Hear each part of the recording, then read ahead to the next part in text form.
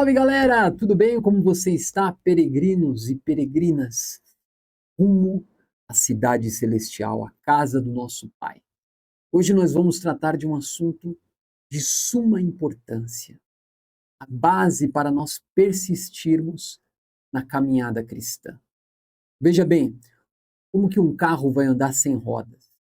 Como é que um foguete vai subir ao céu sem combustível? Como que um trem vai andar sem trilho? É impossível, não é verdade? Todos nós estamos envolvidos em uma ferrenha batalha neste mundo. Até chegarmos no céu, é uma grande batalha contra o diabo, a carne e o mundo. E hoje nós vamos tratar disso, né? Nós vamos ver como que Jesus combateu esse bom combate e como que nós não podemos deixar de lado os ensinos, a forma como Cristo, o nosso Senhor, teve esses combates, como ele foi vitorioso em sua vida. E vamos meditar aqui, né? Quando Jesus ele é levado até o deserto para ser tentado, Satanás se achega a Cristo e começa a propor uma série de coisas. Mas vamos observar lá em Mateus capítulo 4, versículo 4. Olha só como que Jesus combate o grande inimigo das nossas almas. Mateus 4,4 diz assim: está escrito, nem só de pão viverá o homem, mas de toda palavra que sai da boca de Deus. Gente, presta atenção. Nós precisamos nos alimentar da palavra de Deus. Isso é diário. A palavra de Deus é o alimento. Quando você acorda, você vai tomar o seu cafezinho, você vai comer o seu pão de queijo, o seu pão na chapa. Depois você sente fome de novo no almoço, na janta. Você precisa se alimentar, né? Porque sem alimento você fica molenga, você não tem firmeza no seu dia a dia. Jesus está falando aqui, nem só de pão viverá o homem, mas de toda palavra que sai da boca de Deus. O cristão, sem meditar nas Escrituras, ele é um alvo fácil do inimigo. A nossa mente sempre está trabalhando, pensando em alguma coisa. E por que não pensar na palavra de Deus? Precisamos ter a palavra sempre fresca na nossa vida. Como que um soldado pode lutar uma guerra sem ter bala na agulha? Você está numa grande guerra. Vai vir com um pedaço de pau contra um inimigo que está com uma metralhadora? Não tem como. Você precisa estar munido, né? Então, muitos cristãos estão simplesmente sofrendo derrotas em suas vidas, porque há brechas na armadura, porque não estão meditando na palavra, não conseguem combater e impedir que essas setas entrem nos nossos pensamentos. Por quê? Porque simplesmente não estão pensando na palavra. Isso muitas vezes pode acontecer conosco. É cada ocasião que acontece. De repente você está lá distraído, acontece alguma coisa, pumba, né? Vive uma vida pesada, arrastada, difícil. Mas Jesus diz: vinde a mim, vocês que estão cansados e sobrecarregados. Eu aliviarei a vida de vocês.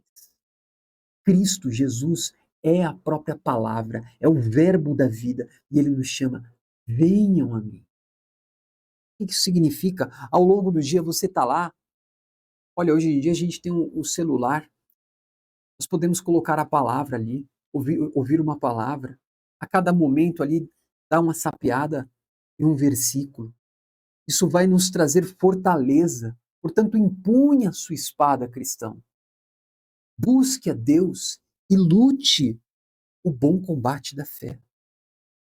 Vamos continuar nos atentando à vida de Cristo, o nosso Salvador. Por exemplo, em Lucas capítulo 5, versículo 15 e 16. Olha o que está escrito lá. Diz assim: a sua fama, porém, se propagava ainda mais e ajuntavam-se muita gente para o ouvir e para ser por ele curada das suas enfermidades. Presta atenção.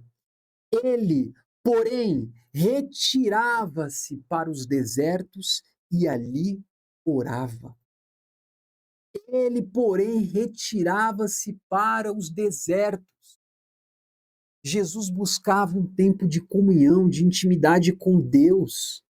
Embora sua fama estivesse se propagando por toda a terra, por toda Israel, o que ele fazia? Ele se retirava para buscar o Senhor, né? Então, Jesus não vacilava nessa busca por intimidade com Deus Pai.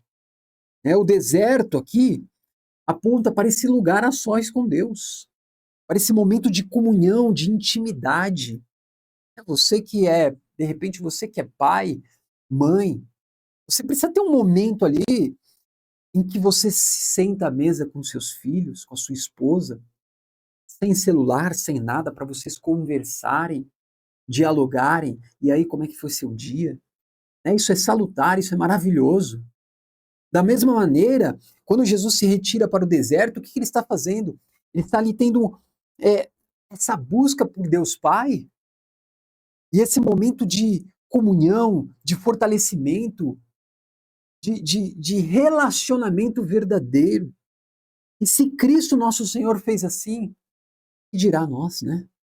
Somos seres humanos frágeis, né? Então, a sua intimidade com Deus deve ser a sua prioridade máxima. Tudo deve girar em torno dessa intimidade. Busque um tempo a sós com Deus. Vai dormir mais cedo. Acorda mais cedo para buscar o Senhor. Ah, não consigo no período da manhã. Então, busque a Deus, sei lá, quando você volta do trabalho, ou no momento ali depois do almoço, enfim. E essa seja a sua prioridade na sua vida, porque isso vai te sustentar. Como Cristo disse, você não vai viver só de pão, mas de toda palavra que sai da boca de Deus. Lucas capítulo 6, versículo 12. Olha lá. E aconteceu que naqueles dias saiu o monte a orar e passou a noite em oração a Deus. Em todas as ocasiões, nós observamos Jesus em uma fusão entre a obra que ele realizava, os muitos milagres, fazendo discípulos, e a sua busca por Deus. Ali uma fusão muito grande entre essas duas coisas. Você não pode simplesmente fazer a obra de Deus sem estar cheio do Espírito, cheio da vida de Deus. Por exemplo, um mecânico, como é que o mecânico vai consertar ali um motor de um carro sem utilizar as ferramentas corretas, usando só o dedo? É possível fazer isso? É claro que não. Então nós não podemos viver uma vida sem a presença de Deus, sem essa intimidade com o nosso Criador. Compreende? Mateus capítulo 14, versículo 23, diz assim: E despedida a multidão, subiu ao monte para orar à parte. E chegada já a tarde, estava ali só. Olha lá. Então há vários exemplos nas Escrituras que mostram que Jesus tinha um momento, e isso era muito importante para ele, um momento de estar a sós com Deus. Isso sirva de exemplo para você e para mim. Um exemplo vívido, necessário nas nossas. O que dizer a respeito de Moisés?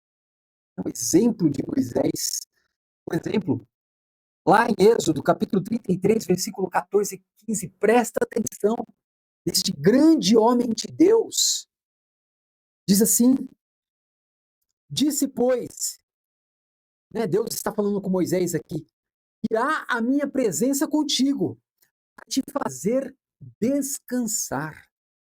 Então disse-lhe, se a tua presença, Moisés está falando para Deus, se a tua presença não for conosco, não nos faça subir daqui. aqui. Olha o coração de Moisés. Deus fala, olha, eu vou contigo para trazer descanso para você, Moisés.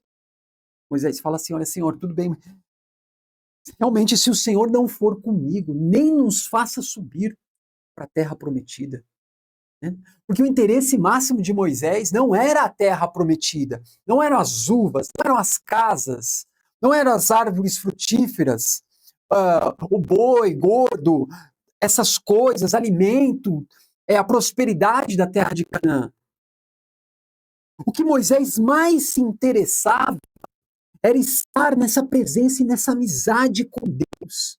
Ele diz, rogo-te que me mostres a tua glória. Senhor, eu quero a tua presença, eu quero ver a tua face, a tua glória.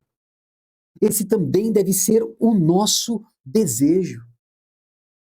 E é a partir desse momento de comunhão com Deus que nós podemos viver a vida, trabalhar, nos relacionar dentro de casa, com as pessoas à nossa volta. Sem a presença de Deus, a coisa emperra, querido. Que nem não colocar óleo no motor. A coisa emperra, empena. É uma dificuldade enorme. Entende? Então, se a tua presença não for comigo, meu Deus, eu não posso fazer absolutamente nada. Eu preciso desse momento com o Senhor. Agora, muitos do povo de Israel estavam interessados em quê apenas? A cidade de Canaã. Coisas que a cidade podia proporcionar. Porque muitos caíram nisso. Era na presença de Deus. Não valorizava essa intimidade com o Senhor. Você tem valorizado essa intimidade com Deus? Faça essa reflexão na sua vida. Você está dirigindo o carro, coloca um louvor, coloca uma palavra. Aproveite esses momentos para você se edificar. Queridos, quando a gente vê, por exemplo, uma mulher, o homem vai para a guerra, lá lutando em outro país, e a sua amada esposa, ela, ela recebe a carta do seu marido tão longe, ela sente o perfume do seu marido, ela tem desejo, ela tem prazer em ler o que o seu marido está escrevendo naquela carta. Né? Nós temos a carta viva, a carta de Deus, a palavra de Deus ao nosso dispor, a palavra que nos traz vida, como nós não vamos nos deliciar, buscar correção, buscar intimidade, buscar prazer na palavra, santidade, obediência. Como se eu não leio a Bíblia, se eu não busco o Senhor, eu estou amando esse Deus? Se a esposa ama o marido, ela vai abrir aquela carta e vai, ai, Deus, como é que está? Assim também nós, igreja, em relação à palavra de Deus, ela é viva, ela é eficaz, ela é mais cortante que uma espada de dois gumes, que penetra na nossa alma, discerne os nossos pensamentos, nos mostra, olha, aqui você está indo para um caminho errado, esse aqui é um caminho de pecado. A palavra de Deus ilumina, é de fato uma lâmpada para os nossos pés. O que seria de nós sem a palavra? Eu amo os que me amam, e os que de madrugada me buscam, me acharão. Aqueles que buscam o Senhor e colocam Ele no pináculo do seu coração, certamente irão encontrar o Senhor. Até o pardal encontrou casa, a andorinha, ninho para si. Eu encontrei os teus altares, Senhor, em meu e Deus meu. Bem-aventurados os que habitam na tua casa, te louvam sem cessar, diz o salmista. O passarinho tem o seu ninho, o seu aconchego. A raposa tem o seu covil. Os filhos de Deus têm a presença do Senhor. Melhor é um dia nos teus átrios do que 1000 em qualquer outro lugar, diz o salmista. Prefiro ficar à porta da casa do meu Deus a habitar nas tendas dos ímpios, nas tendas da perversidade. Sabe, Davi, homem segundo o coração de Deus. Ele fala, olha, um dia na tua presença é incomparável com qualquer outra coisa. Eu prefiro estar aqui na ombreira da tua porta, Senhor, do que nas tendas da perversidade, vivendo uma vida de pecado. Moisés, que a gente acabou de dizer, deixou todos aqueles tesouros do Egito para buscar o Senhor, para sofrer com o povo de Deus. Por quê? Porque ele viu em Deus o significado, o sentido da sua vida, o eterno. Nós fomos todos criados, o ser humano foi criado para algo enorme, grandioso, do tamanho de Deus. E fora de Deus, fora dessa intimidade, apenas angústia, aflição, desassossego. Não há paz para os ímpios, diz o Senhor. Por fim, meus queridos, nós o buscamos porque Ele veio ao nosso encontro, porque Ele enviou o seu Filho para nos salvar. Como diz em 1 João, capítulo 4, versículo 19. Olha só que versículo lindo, vamos colocar. 1 João, capítulo 4, versículo 19. Diz assim: nós o amamos e Ele nos amou primeiro. Nós o amamos porque Ele nos amou primeiro, porque Ele veio ao nosso encontro. Nós que estávamos rebelados, nós que estávamos no labirinto, nós que não tínhamos a palavra do Deus vivo ao nosso dispor, acreditávamos em, sei lá, coachings, acreditávamos em filosofias mundanas, em teorias psicologizadas, no humanismo secular. Nós estávamos perdidos, vivendo uma vida arrastada, mas Cristo veio ao nosso encontro e veio nos resgatar da maldição dos nossos pecados, da transgressão de todos nós contra o nosso Deus, e veio nos trazer vida, nos dar vida em abundância, a saber, todos aqueles que choram pelos seus pecados, que verdadeiramente se arrependem e confessam. Eu preciso do Salvador, do seu amor infinito, da sua graça, da sua paz. Então a grande pergunta de hoje: você tem buscado o Senhor? Você tem feito desse momento de comunhão íntima, como nós vemos com Jesus? Retirava-se, ficava num lugar à parte, um deserto, só ele e Deus. Moisés também. Não nos faça subir daqui, Senhor, se o Senhor não estiver conosco. Né? E tantos homens e mulheres de Deus, de carne e osso como nós, mas que foram chamados pelo Deus Altíssimo, em um chamado poderoso, eficaz. Né? Agora, se você não tem buscado a presença de Deus, onde você caiu? De repente você ficou chateado por uma circunstância na sua vida, decepcionado, então, não quero mais buscar Deus. Converta-se dessa loucura. Volte aos caminhos do Senhor. Lembra-te de onde caíste. Arrependa-se. Volte, porque o Senhor está te chamando. Ele é misericordioso, Ele é benigno. Deus te chama para que você tenha aquele primeiro amor fervilhando no seu coração. Não há nada melhor do que isso. Né? Então é isso, meus caros. Que Deus abençoe grandemente a sua vida. Eu quero terminar com esses salmos que eu acho lindo. Salmos capítulo 16, versículo 11. Quer colocar o meu óculos? Olha lá. Salmos 16, 11. Far-me-ás ver a vereda da vida. Na tua presença, a abundância de alegrias. A tua mão direita, delícias perpétuas. O Senhor vai nos fazer ver o caminho. Graças a Deus por Jesus. Na presença dele. Plenitude e alegria. Amém? Que Deus abençoe grandemente a sua vida. Não se esqueça de compartilhar, né? Nos ajude a propagar o Evangelho de Jesus Cristo. Dê um like, porque você, dando um like, você ajuda a esse vídeo se tornar cada vez mais relevante para as pessoas. compartilha. E é isso, pessoal. Estamos juntos. Quiser fazer algum comentário de busca pelo Senhor, como é que está sendo a sua busca pelo Senhor nesses dias? Está firme, está forte, está fraco? Quer pedir uma oração? Estamos aqui para te ajudar também. Em nome de Jesus. Amém? Peregrinos e peregrinas, rumo à cidade celestial, que Deus abençoe a sua vida. Um forte abraço. Fica